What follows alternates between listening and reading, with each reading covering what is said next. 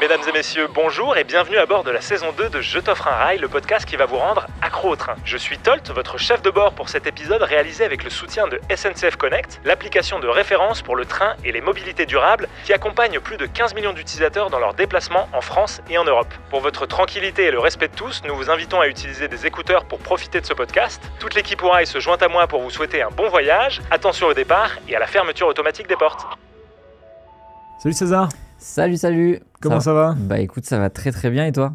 Ça va, on est super content de te recevoir. Comme beaucoup de monde, je pense, on regarde régulièrement tes vidéos. Je suis surtout très content de venir pour parler d'un projet qui était très cool. Et puis au-delà de ça, ça fait un moment que je suis au rail, donc ça fait plaisir d'être là. Avant de rentrer dans le vif du sujet, ce que je te propose, c'est que même si aujourd'hui tu as quand même beaucoup d'abonnés, etc., peut-être que tu peux te présenter, parce qu'il y a peut-être des gens qui nous écoutent qui ne te connaissent pas. Il y a évidemment beaucoup de gens qui ne me connaissent pas. Je m'appelle César, j'ai 25 ans et j'ai créé un média qui s'appelle César Culture G. Voilà, j'ai pas pu trouver plus basique que ça. Et c'est un média sur lequel justement on va parler de culture générale. Donc il y a beaucoup de sujets, ça peut être de l'histoire, de la science, de la géographie, de l'art, ça peut être sur les animaux, le sport, enfin voilà, c'est très large. J'avais envie qu'il y ait un espace qui soit un peu moi, mon idéal de ce que je pouvais imaginer en création de contenu et de pouvoir parler de plein de sujets, d'éveiller la curiosité de tout le monde.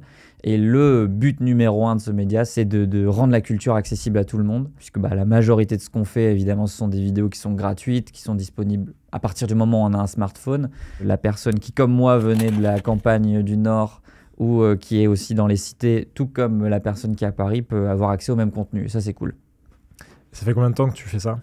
Ça fait 3 ans et demi, 4 ans que ça existe. Je l'ai lancé pendant mes études. Ça avait aucune vocation à être un projet pro. Même c'était un projet d'école, donc il fallait que je lance quelque chose pour valider mon diplôme à la fin. Donc c'est ce que j'ai fait. Je les remercie parce que du coup ça a grandi et je me retrouve là à faire des vidéos intéressantes de Culture G dans ma vie. Donc c'est cool.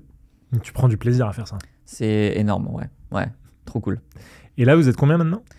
Maintenant, on est 2 sur le média à plein temps. On a nos petits bureaux, notre petit studio, etc. Et après, autour de nous, il y a quelques personnes qui gravitent. On est, par exemple, représenté par une agence pour toute la partie commerciale. On a aussi des freelances qui s'occupent du montage. Voilà. Et puis, en fait, j'ai délégué tout ce que j'estimais ne pas avoir de valeur ajoutée dans beaucoup de choses qu'on faisait au quotidien. Et donc, ces choses-là, j'ai délégué petit à petit. Ouais. Super, écoute, on comprend mieux qui tu es, ce que tu fais, ça c'est intéressant, mais je crois que j'ai vu passer qu'il y avait un nouveau projet qui est sorti il y a quelques semaines. Ouais, exactement. Donc il y a quelques semaines, on a sorti un livre qui s'appelle Améliore ta culture G, et c'est un livre dans lequel on a mis plein d'anecdotes pour comprendre le monde. Donc on a un petit peu séparé ça par les grandes thématiques de la culture G, donc comme je disais, histoire, géographie, animaux, sport, ce genre de choses. Et dedans, on va raconter des histoires un petit peu différentes de ce qu'on a l'habitude d'entendre. Donc par exemple, en fait, ça fonctionne par fiche. Tu as par exemple une fiche Seconde Guerre mondiale, mais la fiche Seconde Guerre mondiale, on ne va pas reprendre tout ce qu'on connaît déjà par l'école de la Seconde Guerre mondiale. C'est-à-dire qu'on va expliquer d'autres petites anecdotes. C'est pareil pour la guerre froide, c'est pareil pour beaucoup de choses. On l'a vraiment écrit avec le cœur. Et voilà, si vous voulez vous procurer, avec plaisir, j'espère qu'il vous plaira. Il s'appelle comment, redis-nous ? Améliore ta culture G, au moins c'est clair. Ouais, c'est clair. et ça, vous avez tout écrit ? Et on a tout écrit, ouais. On était 2 à écrire avec du coup Eloane qui est aussi sur le média. On a tout écrit, on a été aidé par la maison d'édition ensuite pour tout ce qui est habillage, évidemment, relecture des fautes, etc. Mais ouais, tout a été écrit. T'as un gros travail quand même. Gros travail, ouais, ça a duré quelques mois. C'est pas le premier livre qu'on sort. Enfin, moi, j'avais déjà sorti un livre il y a 2-3 ans, je crois. Mais celui-là est vraiment plus abouti. Parce que l'autre, en gros, pour expliquer la petite histoire du premier livre, c'est que c'était mon mémoire de fin d'études, en fait. D'accord. L'école m'avait permis de faire ça à la place du mémoire de fin d'études. Donc finalement, quand il était sorti, j'étais un peu en mode, bon, allez, fin des études, c'est fait, quoi, presque. Là, c'est une démarche qui est quand même différente. En plus, on l'a écrit à 2. Ça a été un projet de longues semaines, donc non, hyper fier pour le coup. Mais je crois que vous avez aussi quelque chose de similaire. Très beau rebond, je vois que tu suis. Effectivement, pour ceux qui ne le sauraient pas et qui nous écoutent, on sort notre livre. Donc, le livre s'appelle « Voyager en train avec Corail ». Aussi basique, normalement on comprend aussi bien. On a cherché un titre assez clair. Dedans, il y a 45 itinéraires sans avion et sans voiture, que ce soit pour aller découvrir, je sais pas, le Maroc, la Tunisie, enfin voilà, des destinations plutôt Génial. lointaines, mais aussi des idées pour partir juste sur un week-end à vélo. Voilà. La seule règle, c'est pas de voiture, pas d'avion, évidemment. Et aussi, il y a un autre point dont je suis assez fier, c'est on a rédigé un guide pratique ultra complet. Alors évidemment, tu peux toujours mettre d'autres choses, mais honnêtement, on a voulu y mettre un maximum de conseils pour réserver ses billets de train au meilleur prix, avoir une sorte de guide de tous les passe-rails en Europe. Enfin voilà, vraiment quelque chose de super complet. Donc pour les gens qui veulent s'intéresser au train, parce que le but, c'est pas un bouquin qui est destiné uniquement aux gens qui sont passionnés de train, c'est vraiment aussi pour les curieux. Ça peut être une super idée de cadeau. Il coûte 25 € et on espère qu'il sera au pied de tous les sapins sur cette fin d'année. Nickel. Et en plus, ça va aider beaucoup de monde qui, comme moi au début, n'était pas trop au fait de savoir comment organiser son voyage en train. J'imagine que ça facilite aussi un petit peu. Est-ce que tu sais dans le livre quel est le point le plus loin que tu peux atteindre via les itinéraires du livre ou pas? Alors géographiquement, je saurais pas te dire au niveau de la distance. Je pense que je sais qu'il y a le Maroc, donc je pense que c'est peut-être le Maroc le plus loin. Ok. Après, il y a aussi le nord, on va jusqu'à Abisko justement. J'ai pas calculé les distances, t'inquiète, mais en t'inquiète. tout cas, ce qui est sûr, c'est qu'on sort un petit peu. C'est l'Europe et au-delà. Ok. Et Trop donc, cool. à terme, nous, ce qu'on veut, c'est faire des rééditions. Donc, peut-être qu'il y aura des voyages encore plus lointains, jusqu'en Asie. Transsibérien, tout Voilà, ça. Quoi. des choses comme ça. Donc, Nickel. voilà, mais en tout cas, on est super, super content de ce livre. Et voilà, on ferme la parenthèse livre et on va C'est pouvoir fini. maintenant parler de train. Est-ce que tu peux nous parler de ton rapport au train? Est-ce qu'on peut dire que tu es addict, que tu es accro au train? Addict au train, je le suis et depuis très longtemps parce que depuis que je suis parti pour mes études, j'étais parti à Lyon.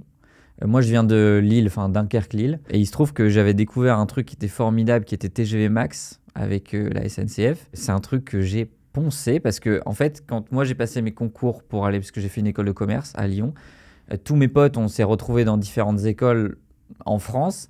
Et donc, on a tous pris TGV Max globalement et on se retrouvait un peu dans la ville de l'autre, etc. Et moi, je trouvais ça formidable. Et donc, je ne sais pas combien de kilomètres j'ai fait en train, rien qu'en France déjà.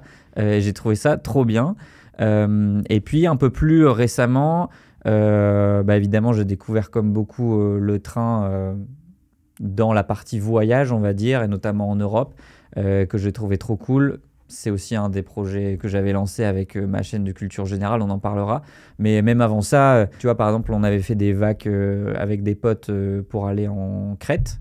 Et donc, on avait décidé d'y aller en train et ferry, etc. Donc, au-delà de la partie écologique qui est évidente, tu vois, moi, ce qui m'importe aussi, c'est de prendre le voyage comme une aventure. Et la manière de s'y rendre, elle fait vraiment partie de ce voyage-là parce que ce qui est trop bien, si tu vas justement en Crète de cette manière-là, c'est que tu passes par l'Italie, donc tu vas voir Milan. Milan, tu as un train de nuit qui t'emmène tout en bas. Si tu en as envie, tu peux rester quelques jours, passer un peu dans les Pouilles, etc. Ensuite, tu arrives en Grèce, tu peux aller visiter la Pampa de la Grèce, puis après Athènes, enfin c'est ce que j'ai fait, tu vois.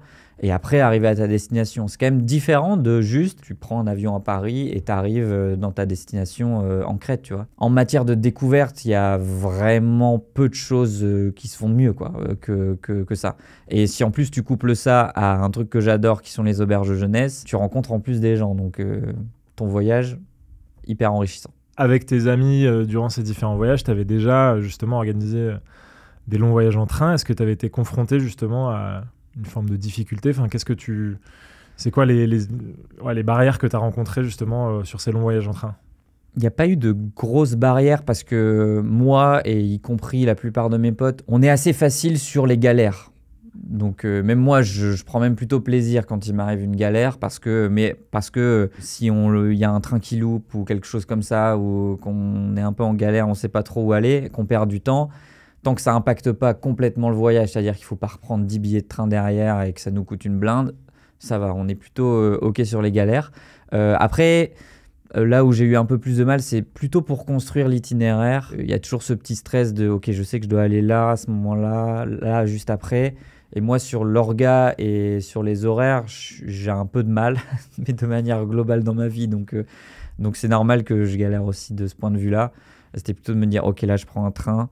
J'arrive à telle heure, ça veut dire qu'il faut que j'ai une escale de autant pour aller là après. Quand on est un petit peu ric-rac au niveau du budget, il vaut mieux y faire très attention. Et nous, on pouvait se permettre de prendre un train ou deux supplémentaires s'il fallait rectifier, donc ça allait.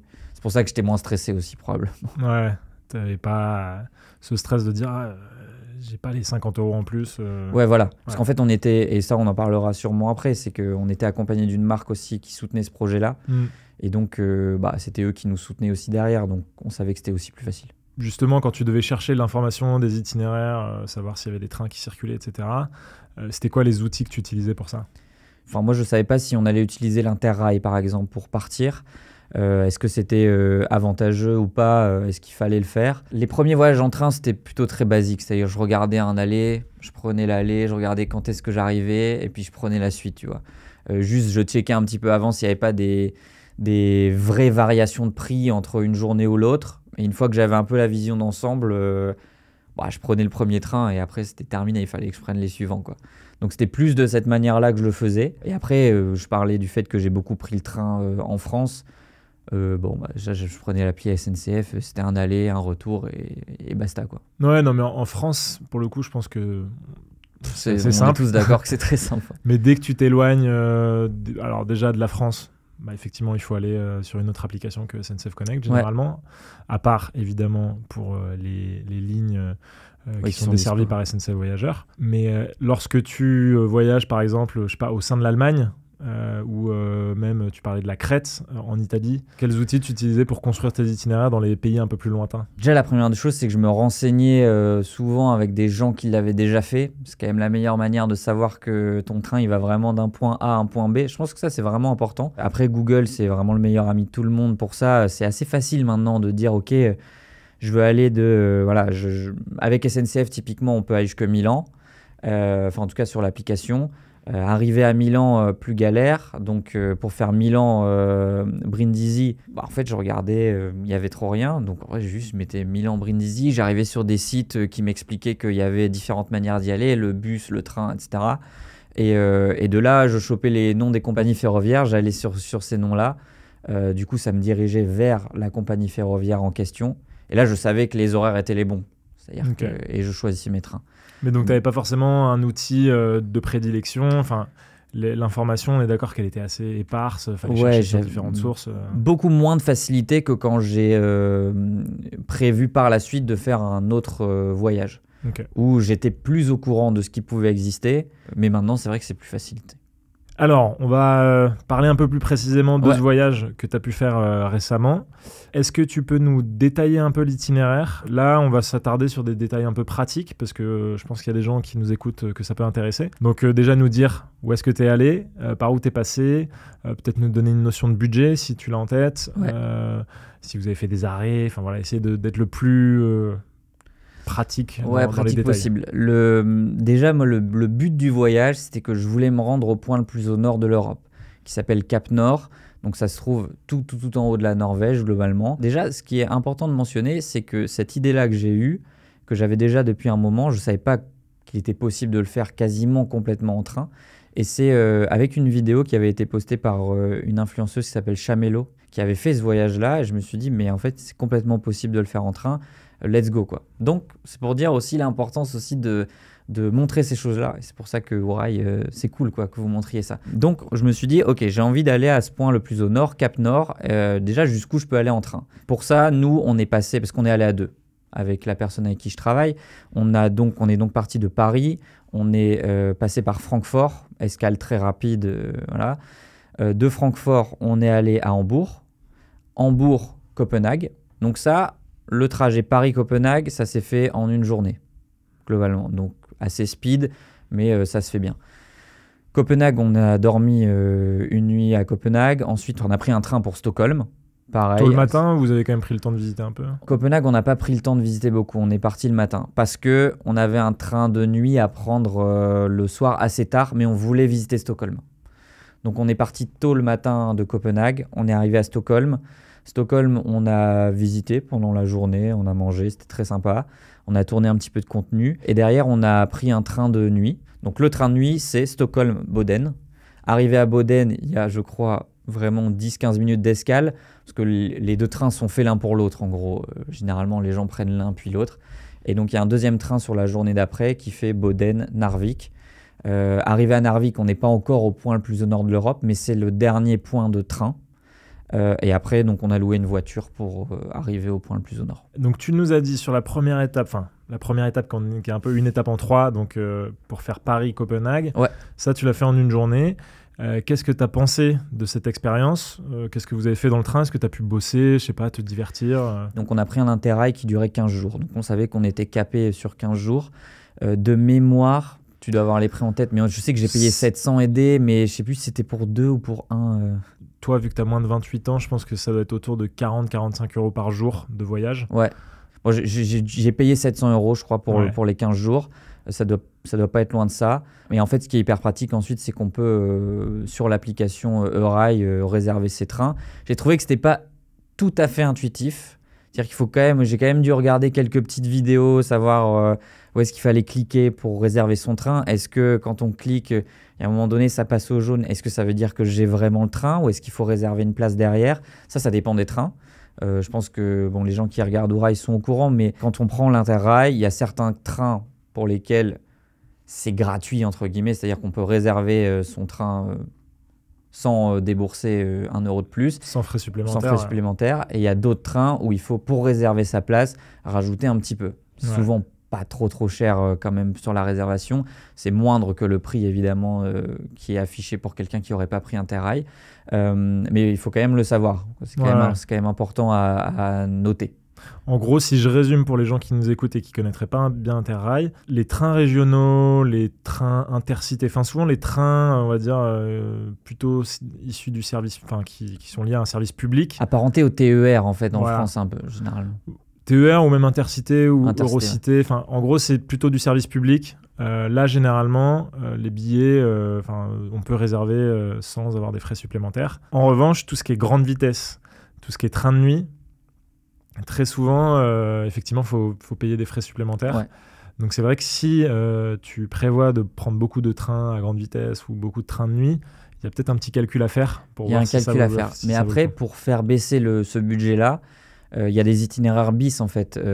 Si vraiment le budget est important, et je sais que nous on l'a beaucoup fait en vrai sur ce voyage aussi, plus parce que c'était sympa d'aller voir d'autres villes, c'est que parfois tu as un train qui fait un direct qui est un TGV, donc là tu dois rajouter.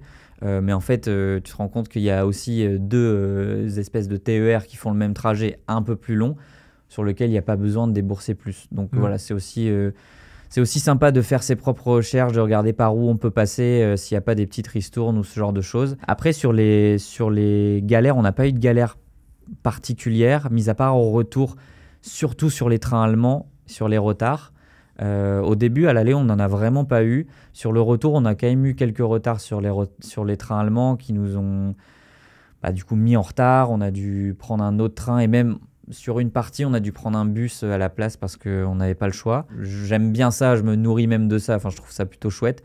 Mais c'est vrai que pour quelqu'un qui est très ric-rac, ça peut être un petit peu chiant, mais rien de terrible. Sur la majorité des trains, on a pu bosser tranquillement. Je sais que sur le Paris-Francfort, pour le coup, c'est un TGV, donc on était nickel. Même, on a eu la surprise d'être en première classe.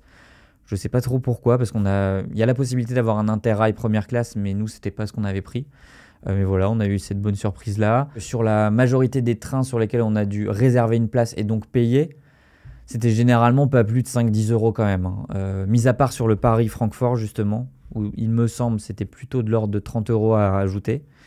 Sur les autres, c'était vraiment le train de nuit, typiquement, on a dû ajouter 5 euros de plus pour avoir une place. C'était couchette ?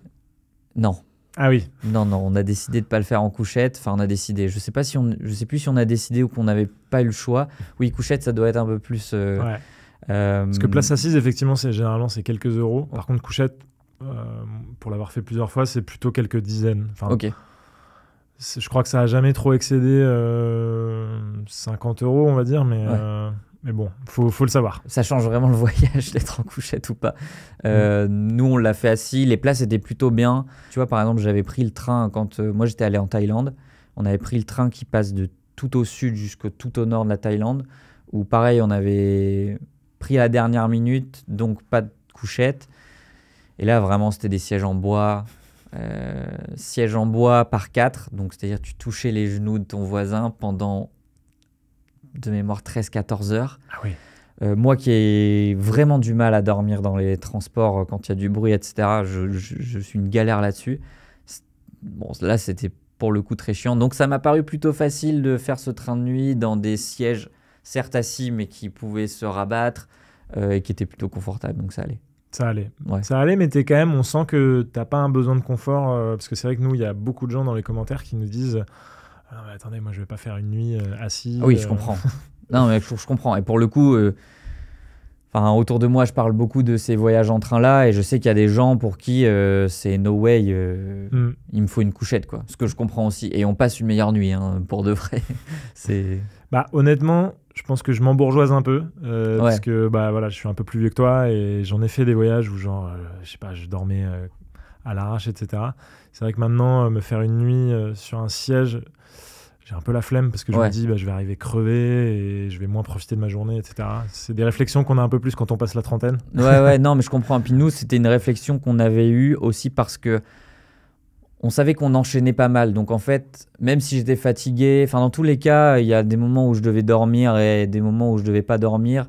Des fois, j'avais la possibilité d'avoir une couchette parce que c'était train de nuit, et des fois non. Donc en fait, finalement, les heures de sommeil que je perdais à un endroit, je les regagnais dans un autre train, parce qu'au bout d'un moment, il faut bien dormir, quoi. Ça reste vital. Donc c'est aussi pour ça qu'on avait fait ce choix-là. Et est-ce que tu te souviens du budget? Donc tu nous as dit à peu près 700 € pour le pass, et sur les frais supplémentaires que tu as dû payer juste sur le transport, est-ce que tu sais à combien ça arrivait à peu près? J'ai pas le chiffre exact, mais je peux te faire un calcul assez rapide. Peut-être 150 € de supplémentaires sur l'aller-retour, je pense. Okay. Quelque chose comme ça. Donc par personne. En gros, ce qu'il faut se dire, c'est que si tu veux voyager un peu comme ça, sans être certain d'avoir une couchette, etc., il faut compter à peu près 850, 900 € de budget. Ouais, je dirais c'est à peu près ça, sur 15 jours. Et dedans, je compte par exemple le fait qu'à un moment, train allemand en retard.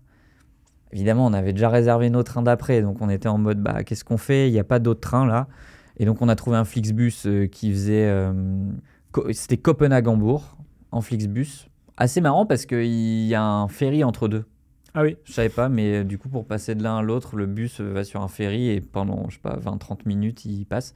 Donc ça, je savais pas, donc c'était assez drôle. Mais du coup, il a fallu qu'on paye ce billet-là supplémentaire. Donc peut-être 150 €, 150, 200 € de plus, en plus que l'Interrail, quoi. Parmi tous ces trains, c'est lequel que tu as préféré? Celui que j'ai préféré, c'est le dernier train.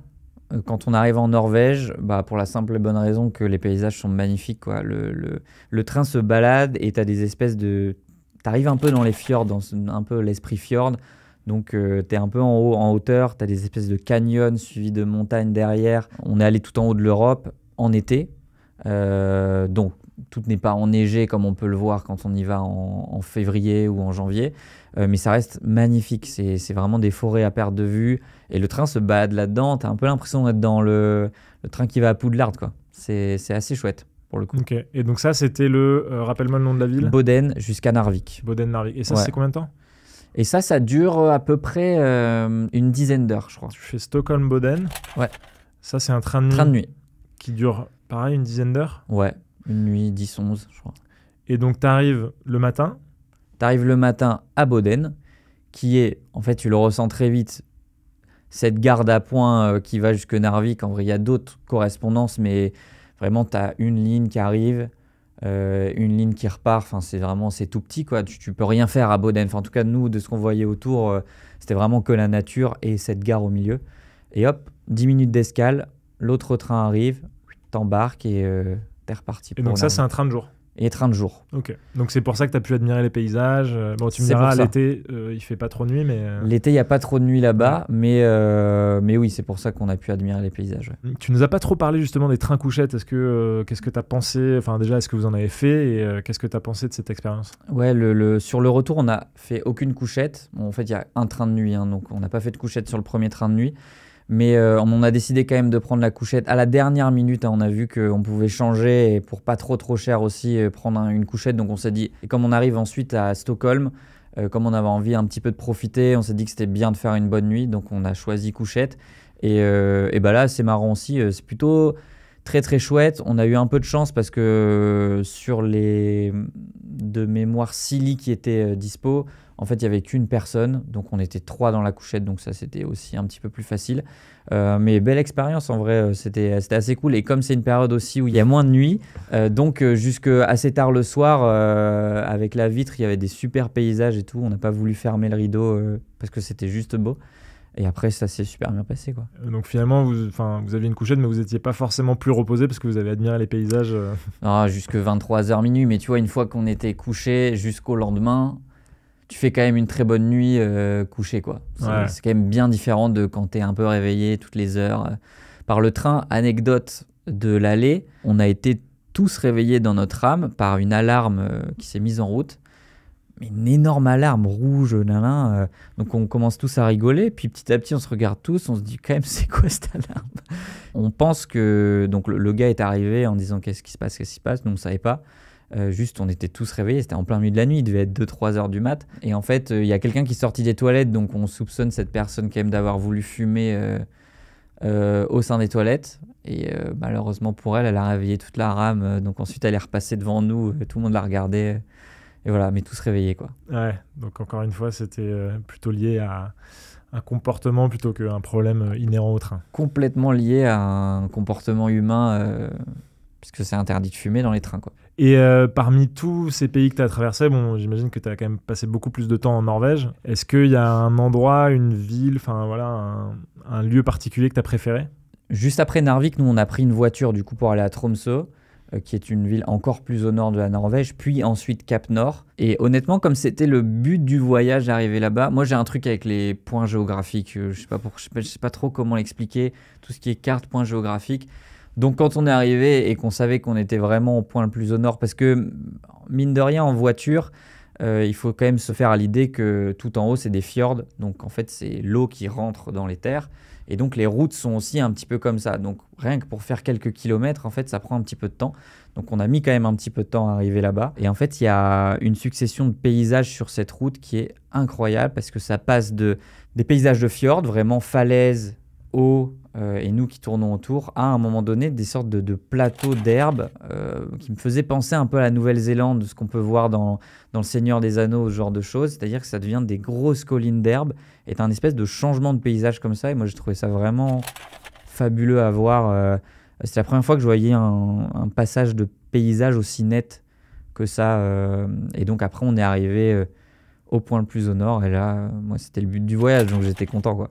Et au niveau du contenu que vous avez fait derrière sur ce voyage, c'était quoi? C'était juste une vidéo? Il y en a eu plusieurs? Enfin, c'était quoi l'objectif au niveau pro? Pour te dire, c'était la première fois depuis l'histoire de ma chaîne que j'avais un projet en tête, que je l'ai soumis à une marque en lui disant bah, c'est ça mes conditions, en vrai, j'ai envie de partir là, j'ai envie de partir à ce moment-là, il nous faut autant, en gros, en comptant bah, évidemment le prix des trains, logements, et aussi de la création de contenu qui sera faite derrière.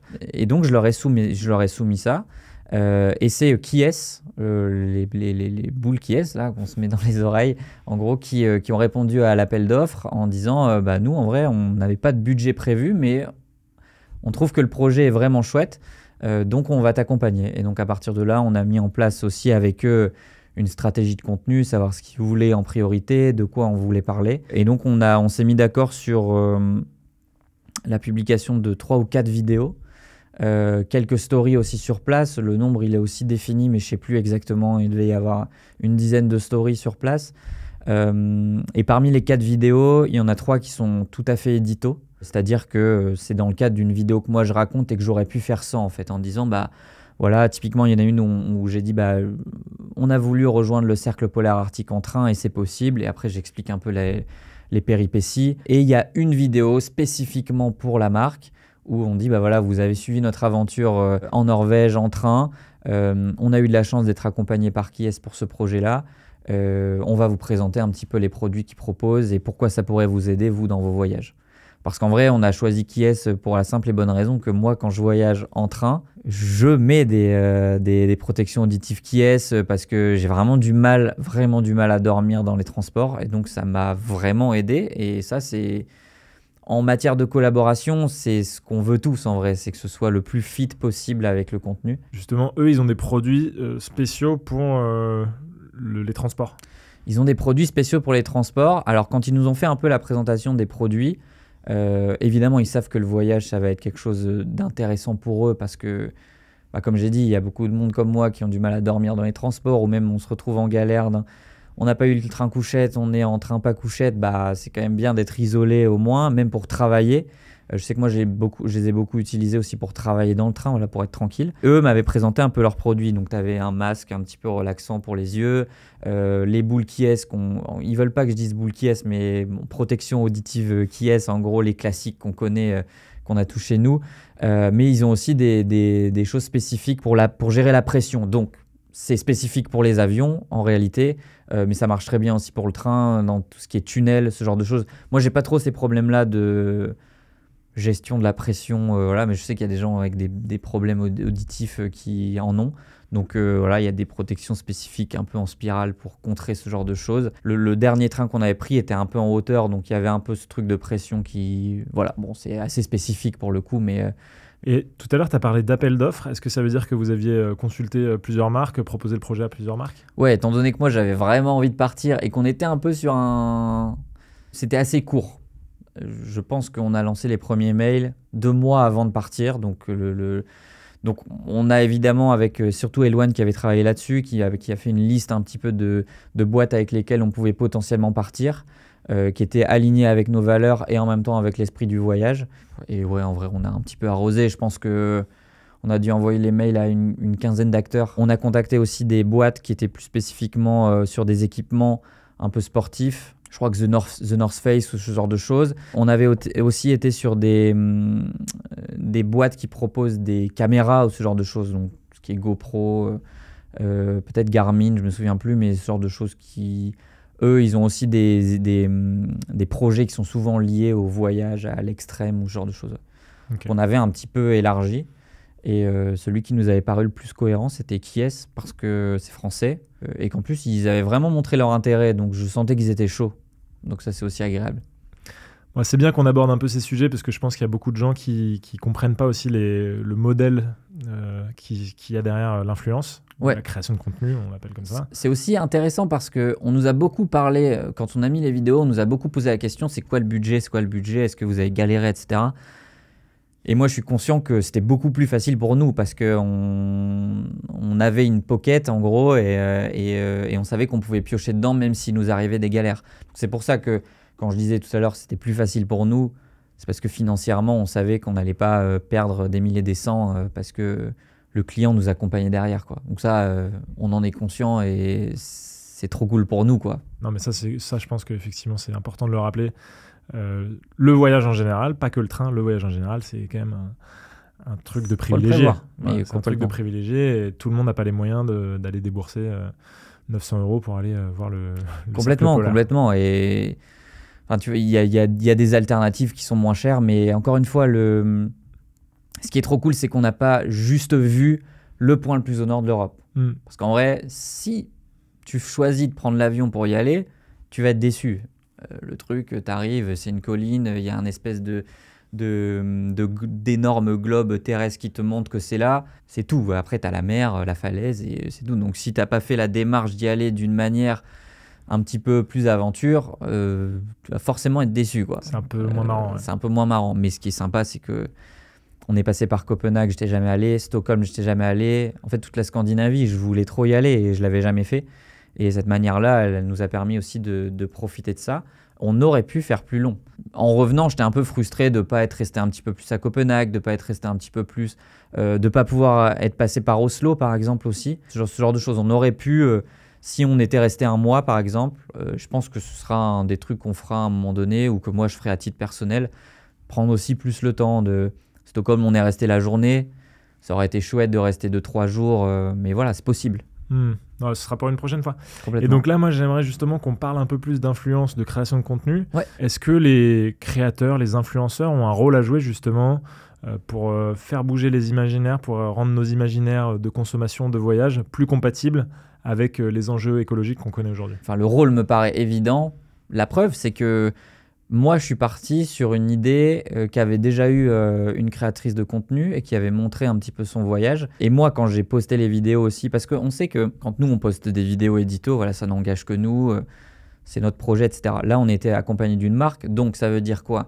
que sur la vidéo, il y ait marqué collaboration commerciale, ce genre de choses. Généralement, les performances sont un petit peu moins bonnes quand il s'agit d'une collaboration commerciale que quand c'est une vidéo édito. Là, on a été très étonnés parce que les vidéos ont vraiment bien marché. Moi, j'étais hyper content, premièrement pour le client parce que ils nous ont quand même fait confiance très vite et ça, c'était chouette. En plus, nous, c'était la première fois. Et en plus, content pour nous parce que ça a permis de faire la promotion de ce voyage-là spécifiquement. Et les gens étaient hyper emballés. Mais depuis le début, en fait, quand on a mis les stories, qu'on était sur place, on me disait on va là-bas en train, trop cool. C'est probablement les stories les plus vues qu'on ait faites depuis l'histoire de la chaîne, tu vois. Donc ça veut dire que ça intéresse. Ça, c'est quand même chouette. Donc évidemment, on a un rôle à jouer quand on a des milliers de personnes qui nous suivent sur la manière dont on va aller promouvoir ça. Le rôle, il me paraît évident. Nous, on n'est pas dans cette démarche de ne montrer uniquement ça, tu vois. Là, pour le coup, c'était un projet spécifique. Moi, j'avais envie de le faire de cette manière-là. Par exemple, en janvier, nous, on avait envie de se tester un petit peu sur un format docu, sur un pays, etc. On est parti au Mexique. On n'a pas montré spécifiquement l'avion, parce que ce n'est pas une envie, tu vois. Mais les gens se doutent bien qu'on n'y est pas allé en ferry, quoi. Enfin, ou en voilier, même si c'est possible. C'est possible. Et justement, est-ce que vous avez formalisé une sorte de limite dans vos collaborations, dans les messages que vous voulez faire passer? Je sais pas, imaginons, il y a une compagnie aérienne qui te contacte. Est-ce que c'est un truc que toi, tu serais prêt à faire, collaborer avec une compagnie aérienne, ou est-ce que tu serais mal à l'aise avec ça? Nous, on a déjà eu des propositions. On y a même déjà pensé parce que sur des projets spécifiques, comme je te dis, de plus en plus, on est en train de penser à faire du docu. Donc, le docu, ça demande beaucoup d'argent et donc, on se demande où on va trouver les acteurs, etc. Mais notre limite, elle est vraiment on ne travaillera pas avec une compagnie aérienne sur une collaboration commerciale. Il y a des projets parfois un petit peu plus particuliers. Je le dis parce qu'en fait, ça va m'arriver très bientôt. En gros, sur des projets plus spécifiques, par exemple, j'ai été contacté par Walt Disney Company avec qui on avait déjà travaillé, parce qu'eux, ils ont racheté National Geographic, donc on avait travaillé sur une série sur les barons de la drogue, peu importe, trop bien, parce que moi j'adore National Geographic.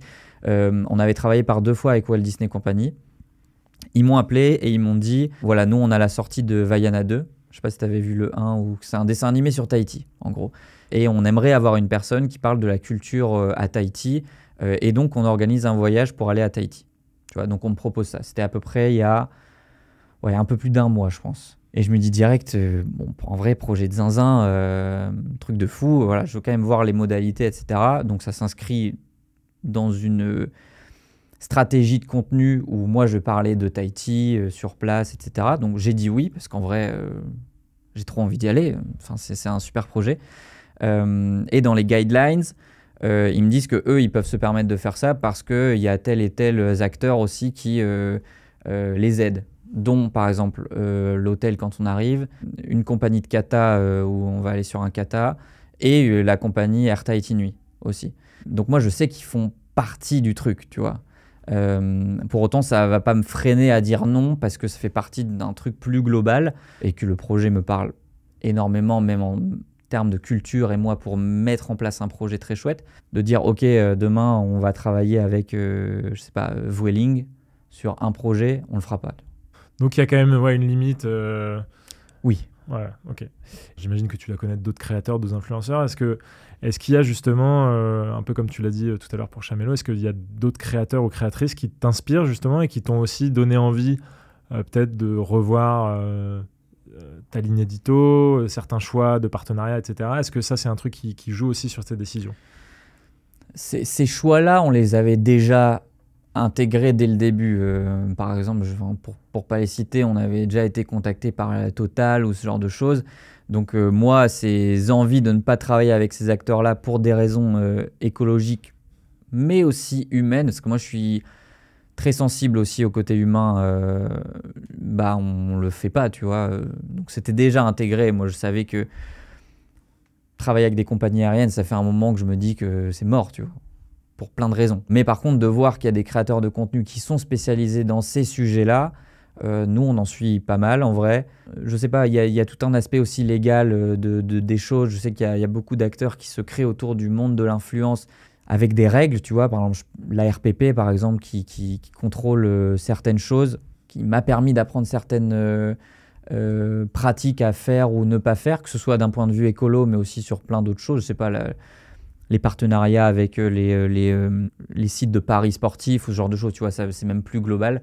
Donc voilà, il existe des acteurs, ça c'est cool. Et les influenceurs qui sont spécialisés dans ces sujets-là en parlent. Donc moi, ça me permet aussi d'être au courant un peu de ce qui se passe en tant que créateur de contenu. Et puis au-delà de ça, ça te donne envie de faire différemment. Juste nous, je sais que la ligne édito restera ce qu'elle est aujourd'hui. On n'aura pas une ligne édito spécifique pour parler d'écologie, on va dire, même si on le fait parfois sans même le mentionner, tu vois. Mais en tout cas, c'est pas une envie qu'on a d'avoir, je sais pas, la moitié des contenus qui parlent de ça, tu vois. Oui, non, il n'y a pas forcément une volonté de parler d'écologie. Il y a une volonté, il y a quand même une volonté d'en parler, de le mentionner sur certains sujets voilà, qui me paraissent importants, mais tout autant que, par exemple, de parler de la condition des femmes dans certains pays. Enfin, tu vois, pour moi, c'est un peu au même plan. Est-ce que tu aurais des exemples de comptes justement qui t'ont inspiré, qui t'ont fait réfléchir à cette forme de faire passer des messages aussi à travers ce contenu? Ouais, bah en vrai, Ourail en fait partie parce que moi j'adore la géographie, j'adore voyager, donc assez naturellement j'ai été attiré par les contenus que vous proposiez sur Ourail pour essayer de voyager différemment, en tout cas sur certains projets. Après, bon, j'ai mentionné Chamelot, donc Charlotte qui a un compte qui j'aime bien parce que c'est un peu l'écologie à la cool. C'est-à-dire que on sent pas une forme de militantisme constant sur l'écologie. Donc moi, ça me parle un petit peu plus. Je suis aussi quelqu'un qui s'appelle Le Jeune Engagé sur Insta et qui lui a une tendance un petit peu plus militante que Charlotte, par exemple. Enfin, en tout cas, c'est mon avis. Mais je trouve que c'est très intéressant de les suivre. En fait, juste pour intégrer certaines choses aussi dans son esprit et de savoir qu'il y a des gens qui pensent comme ça et de savoir vers où on doit aller aussi sur certains aspects de notre vie, parfois au quotidien. Donc ça c'est chouette, tu vois. Et nous, en tant que créateurs de contenu, c'est aussi important.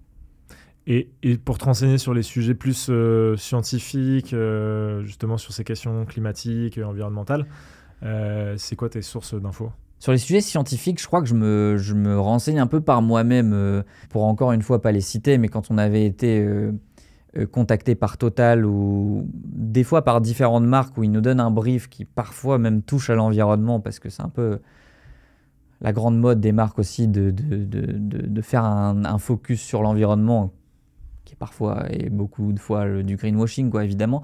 Mais du coup, nous, on se renseigne sur le client, sur qu'est-ce que c'est réellement. Généralement, je donne même de la documentation en plus. Et ça m'est arrivé sur un brief qu'on a en ce moment avec une banque, où ils m'ont envoyé toute une presse, et dans la presse, il est marqué, voilà, notre banque est X% plus verte que la majorité des autres banques. Je sais plus, c'était tourné comme ça. Un truc pas trop clair, sans mention de quoi que ce soit derrière. Et donc, moi, j'ai dit tout de suite, je vous crois, vrai, c'est trop bien, nickel. Juste, j'ai besoin de documentation en plus qui prouve que c'est vrai. En fait, sinon, moi, je peux en parler comme vous aurez pu m'envoyer n'importe quoi sur votre banque et j'aurais pu en parler, tu vois. Donc, on a aussi ce rôle-là. Très certainement qu'on a loupé des choses à un moment donné aussi, hein, où on n'a pas fait attention. Nous, on essaie de le faire au maximum entre nous. On fait très rarement appel à des acteurs extérieurs pour en parler. Ça nous est arrivé, mais sur d'autres sujets que l'écologie, sur ce qu'il fallait faire ou pas faire vis-à-vis de la loi, même sur la création de contenu. Ça, souvent, on demande à l'UMIC, qui est un des acteurs qui, aujourd'hui, est à la base des lois qui gèrent l'influence, mais pas encore sur l'aspect écologie. C'était plus sur l'aspect comment nous, on doit être transparent par rapport aux gens, tu vois. Ouais, c'est plus la notion de transparence, pas véhiculer des messages fallacieux, des choses comme ça. Qui est hyper importante aussi dans notre métier, en tout cas et surtout aujourd'hui, qu'il l'était évidemment avant, mais c'était beaucoup moins le cas parce que c'était moins encadré. Maintenant, ça commence à être encadré, notamment sur... et ça touche aussi au voyage, hein, sur les voyages qui sont offerts par certaines boîtes, par exemple. Maintenant, on est obligé quand on parle de ce voyage-là, de le déclarer dans notre chiffre d'affaires, par exemple. Ce qui n'était pas le cas il y a même 1 an, je crois. Et tu vois, on mentionnait ce projet qu'il va y avoir à Tahiti. Bah, tout de suite, nous, on a dit, OK, chaud, mais on veut le faire dans les bonnes conditions. Et donc, on a contacté l'UMIC tout de suite en disant, voilà, comment on doit faire, qu'est-ce qu'on doit faire de bien pour que ce soit OK. parce qu'on a cette volonté-là quand même de faire les choses bien au final. Ouais. Ok, très intéressant en tout cas d'avoir ton avis là-dessus et voilà, je pense que ça aide aussi les gens à mieux comprendre quel peut être le rôle des créateurs, des influenceurs sur... Moi, j'ai une petite question, je ne sais pas si j'ai le temps. Est-ce que ça vous arrive aussi d'avoir des partenariats? Et si oui, c'est quoi, vous, votre limite du coup? Alors là, je parle un peu en tant que PDG. Parce que toi, tu es créateur de contenu aussi en même temps. Je suis créateur, mais je parle en tant que dirigeant de la société Waraï. Donc ça veut dire qu'au sein de la société, il y a peut-être des gens qui ne pensent pas comme moi, mais en tout cas, c'est l'esprit que j'essaye d'insuffler. C'est déjà des règles assez simples à comprendre et à expliquer. La première, c'est ne pas faire de promotion de voyage qui mettent en avant des modes de transport comme l'avion ou la voiture. En tout cas, la voiture individuelle thermique. Parce qu'aujourd'hui, on sait, la science est très claire là-dessus, on sait que le fait de voyager souvent en avion ou en voiture, c'est pas compatible avec le fait de garder un monde vivable. Nous, ce qu'on veut faire avec Waraï, c'est de dire, l'idée, c'est pas du tout d'arrêter de voyager. Continuons à voyager, continuons à kiffer, mais de manière différente. Donc, plus sobre, au niveau des hydrocarbures, etc. Donc, l'idée, c'est pas de dire on arrête complètement la voiture, machin. Mais, par exemple, il y a quand même des cas de conscience qui peuvent se poser de temps en temps. Récemment, je suis parti, par exemple, en Écosse. Donc, on a été accompagné par une agence de voyage. Okay. Et cette agence de voyage propose très majoritairement des voyages en avion. Et malgré tout, ils ont quand même une offre train. Okay. Et donc, moi, ma démarche, c'était de me dire, je ne vais pas attendre que les boîtes soient parfaites pour travailler avec eux, parce que sinon, déjà, on va avoir du mal à trouver des partenaires, parce qu'il y a quand même à peu près personne de parfait, on va dire. Et ensuite, je ne veux pas non plus décourager ces boîtes qui essayent de changer les choses, etc. Au contraire, je pense que travailler avec elles, leur faire aussi des retours, etc., et leur montrer que notre communauté est intéressée par ces trucs-là. Et que ça fonctionne. Ça peut les intéresser et ça les pousse à aller plus loin. Après, là où j'ai un petit regret, c'est que j'aurais peut-être dû plus questionner leur vision à long terme. Est-ce qu'ils ont vraiment un plan, une feuille de route claire? Est-ce qu'ils se placent justement dans une démarche d'essayer de respecter l'accord de Paris d'ici 2050, donc de tendre vers une forme de neutralité carbone, etc. Donc c'est toujours encore en train d'être affiné, et puis de toute façon je pense que c'est important aussi de se questionner là-dessus, etc. Mais en tout cas la règle à l'heure actuelle, c'est vraiment pas d'avion et pas de voiture thermique. Ok, très clair. Donc ça, c'est assez simple. Oui, c'est finalement assez simple. Ouais. Tu vois, je mentionnais par exemple The North Face qu'on avait nous contacté, etc. Ils veulent mettre en avant ce truc de train, un voyage en train spécifique. Alors qu'en vrai, ils emmènent aussi des gens en avion sur certains projets, que c'est pas la boîte verte du tout par excellence, tu vois. Est-ce que, parce que toi, ils veulent te soutenir dans un projet que tu as, est-ce que ça pourrait être un frein ou alors c'est sûr que sur la mode, sur le prêt-à-porter, c'est délicat parce que en fait, aujourd'hui, il y a une telle quantité de vêtements qui est produite qu'on sait qu'on n'a pas spécialement besoin de vêtements neufs. Donc moi, dans ma vie perso, j'essaie de jamais acheter de vêtements neufs. Ça peut m'arriver de temps en temps, mais c'est très rare. Donc c'est vrai que le fait de travailler avec des marques de prêt-à-porter, c'est délicat. Après, je trouve que des marques comme ça de sport de plein air, c'est quand même des marques aussi qui encouragent le rapport à la nature, etc. Et c'est des marques qui généralement quand même essayent d'avoir des politiques RSE en utilisant des matières recyclées, etc. Alors, c'est loin d'être parfait. Ils ont aussi souvent une gamme de vêtements techniques où là, c'est aussi un petit peu plus compréhensible qu'on achète ce genre de vêtements pour si on va dans le grand froid ou autre, tu vois. C'est clair. Après, dans un monde idéal, je préférerais travailler avec une marque qui fait que de la location, qui encourage vraiment que la location, qui va réutiliser que de l'existant. Enfin voilà, évidemment. Mais aujourd'hui, ces marques-là, ça pose un problème de budget aussi. Voilà, et parce qu'aujourd'hui, malheureusement, toutes les marques, j'avais un très bon pote qui avait essayé de lancer qui a lancé une marque qui avait une vraie approche sociale au début, qui était vraiment... le début s'est super bien passé. Après, ils ont essayé d'ajouter la brique environnementale, etc.